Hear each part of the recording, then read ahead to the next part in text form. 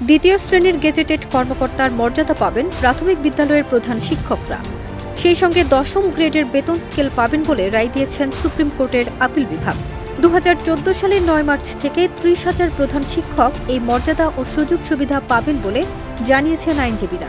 দীর্ঘ লড়াইয়ের পরে শিক্ষকরা আজকে তাদের স্বীকৃতিটা পেয়েছে, এটা একটা সম্মানের ব্যাপার। 13 মার্চ প্রধান বিচারপতি ডক্টর সৈয়দ রেফাত আহমেদের নেতৃত্বাধীন আপিল বিভাগ এ রায় দেন। এতে হাইকোর্টের রায় বহাল রইল। আদালতে শিক্ষকদের পক্ষে শুনানি করেন জ্যেষ্ঠ আইনজীবী ব্যারিস্টার সালাউদ্দিন দুলন।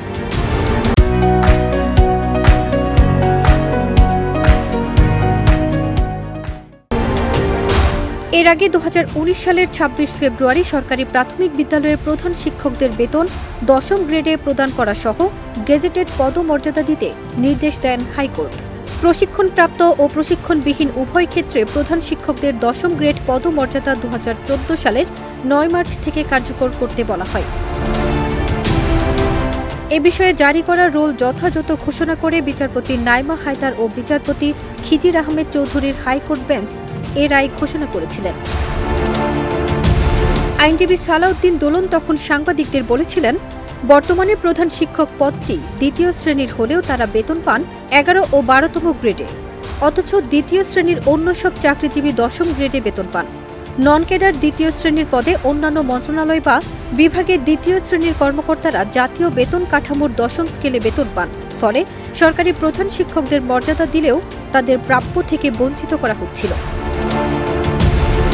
2014 সালের 9 মার্চ তৎকালীন সরকার সরকারি প্রাথমিক বিদ্যালয়ের প্রধান শিক্ষকদের দ্বিতীয় শ্রেণীতে উন্নীত করার ঘোষণা দেন।